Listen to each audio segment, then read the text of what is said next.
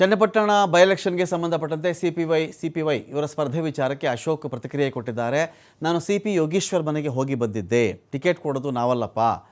NDA ಸರ್ಕಾರ ಅಲ್ಲಿ ಕುಳಿತುಕೊಂಡು ಟಿಕೆಟನ್ನು ಪಡೆಯಬೇಕಾಗತ್ತೆ. ಒಬ್ಬ ಕ್ಯಾಂಡಿಡೇಟು NDA ಬಳಿ ಹೋಗಬೇಕಾಗತ್ತೆ, BJP ಬಳಿ ಹೋಗಬೇಕಾಗತ್ತೆ ಅಂತ ಹೇಳಿ ಅಶೋಕ್ ಹೇಳಿದ್ದಾರೆ. ಸಮಾಧಾನದಿಂದ ಎಲ್ಲರೂ ಇರಿ ಅಂತ ಕೂಡ ನಾವು ಹೇಳಿದ್ದೇವೆ. ಬಂಡಾಯ ಸ್ಪರ್ಧೆ ಮಾಡೋದು ಯಾವುದೇ ಕಾರಣಕ್ಕೂ ಸರಿಯಲ್ಲ. ಎಲ್ಲ ಹೈಕಮಾಂಡ್ಗೆ ಬಿಟ್ಟಿದ್ದು. ಸಿಂಗಲ್ ಅಭ್ಯರ್ಥಿ ಹಾಕೋದಕ್ಕೆ ನಮ್ಮ ತೀರ್ಮಾನ ಅಂತ ಹೇಳಿ ಅಶೋಕ್ ಹೇಳಿದ್ದಾರೆ. ನಾವೆಲ್ಲರೂ ನಾನು ಕೂಡ CP ಯೋಗೇಶ್ವರ್ ಮನೆಗೆ ಹೋಗಿ ಬಂದಿದ್ದೀನಿ. ನಾನು ಅಶ್ವಥ್ ನಾರಾಯಣ್ ಅವರು, ನಮ್ಮ ಬೆಲ್ಲದವರು, ನಾವೆಲ್ಲ ಅವ್ರ ಮನೆಗೆ ಹೋಗಿ ಬಂದಿದ್ದೀರಿ. ಸ್ವಲ್ಪ ಶಾಂತತೆಯಿಂದ ಇರಪ್ಪ, ನಾವೆಲ್ಲರೂ ನಮ್ಮ ಕೇಂದ್ರದ, ಯಾಕಂದರೆ NDA ಟಿಕೆಟ್ ಕೊಡಬೇಕಾಗಿರೋದು JDS ಅಥವಾ BJP ಅಲ್ಲ, NDA ಆ್ಯಸ್ ಎ NDA ತೀರ್ಮಾನವನ್ನು ತೆಗೆದುಕೊಳ್ಬೇಕಾಗಿದೆ. ಅದರಿಂದ NDAಗೆ ನಾವು ಕನ್ವಿನ್ಸ್ ಮಾಡ್ತೀರಿ ಅನ್ನೋ ಮಾತನ್ನು ಕೂಡ ಯೋಗೇಶ್ವರ್ ಅವ್ರಿಗೆ ನಾನು, ಅಶ್ವಥ್ ನಾರಾಯಣ್ ಅವರು, ಬೆಲ್ಲದವರು ಹೇಳಿದಿರಿ.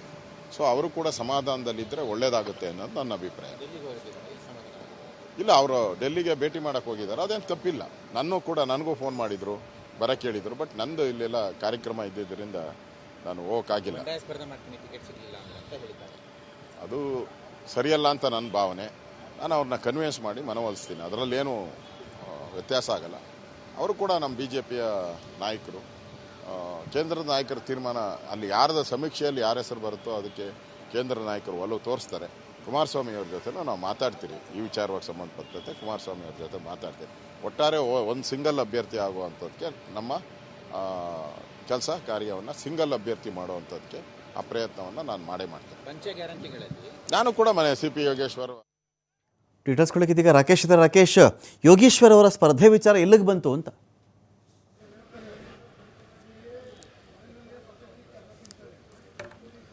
ರಮಾಕಾಂತ್, ಚನ್ನಪಟ್ಟಣದ ಬೈ ಎಲೆಕ್ಷನ್ ವಿಚಾರವಾಗಿ ದೆಹಲಿಗೆ ತೆರಳಿ ಟಿಕೆಟ್ ವಿಚಾರದಲ್ಲಿ ಖಾತೆಯನ್ನು ಪಡೆಯಲಿಕ್ಕೆ ಹೋಗಿದ್ದಂತಹ NDAಯ ಸಂಭಾವ್ಯತೆ ಅಭ್ಯರ್ಥಿಯಾಗಿರುವಂತಹ ಯೋಗೇಶ್ವರ್ ಅವರು ಆ ವಿಚಾರದಲ್ಲಿ ಹಿನ್ನಡೆಯನ್ನು ಅನುಭವಿಸಿದ್ದಾರೆ ಅನ್ನುವಂಥ ಮಾಹಿತಿ ಲಭ್ಯವಾಗಿದೆ. ಅಂದರೆ ವರಿಷ್ಠರ ಬಳಿ ತೆರಳಿ ಈ ವಿಚಾರವಾಗಿ ಪ್ರಸ್ತಾಪವನ್ನು ಮಾಡಿ ಅಲ್ಲಿಂದ ಸ್ಪಷ್ಟ ನಿರ್ಧಾರವನ್ನು ಪಡೆದುಕೊಂಡು ಬರುವ ಒಂದು ಉದ್ದೇಶದೊಂದಿಗೆ ಅವರು ಅಲ್ಲಿಗೆ ತೆರಳಿದರು.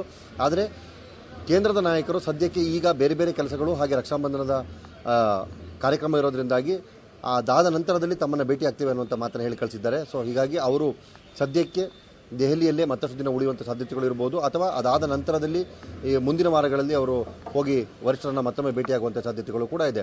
ಆದರೆ ನೇರವಾಗಿ ಅವರಿಗೆ ಈ ವಿಚಾರದಲ್ಲಿ ಸ್ಪಷ್ಟತೆಯನ್ನು ಕೊಡದ ನಾಯಕರು ಪರೋಕ್ಷವಾಗಿ ಮತ್ತೊಂದು ಮಾತನ್ನು ಹೇಳಿದ್ದಾರೆ. ರಾಜ್ಯದಲ್ಲಿ ಈಗ ಮೈತ್ರಿ ಲೆಕ್ಕಾಚಾರ ಇರೋದ್ರಿಂದಾಗಿ ಮೈತ್ರಿ ನಾಯಕರಾದಂಥ ಕುಮಾರಸ್ವಾಮಿ ಅವರನ್ನು ಕೂಡ ನಾವು ಮಾತನಾಡಿಸಬೇಕಾಗುತ್ತೆ. ಅದಾದ ಬಳಿಕ ಟಿಕೆಟ್ನ ವಿಚಾರದಲ್ಲಿ ಸ್ಪಷ್ಟ ನಿರ್ಧಾರವನ್ನು ತೆಗೆದುಕೊಳ್ಬೇಕು.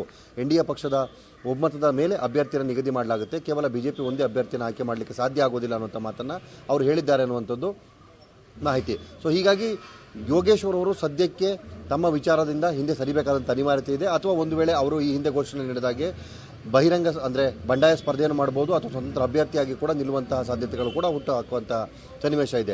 ಒಟ್ಟಾರೆ ಅಲ್ಲಿಂದ ಬಂದ ಬಳಿಕ ಯೋಗೇಶ್ವರ್ ಅವರು ಇದರಲ್ಲಿ ಯಾವ ನಿರ್ಧಾರವನ್ನು ತೆಗೆದುಕೊಳ್ತಾರೆ.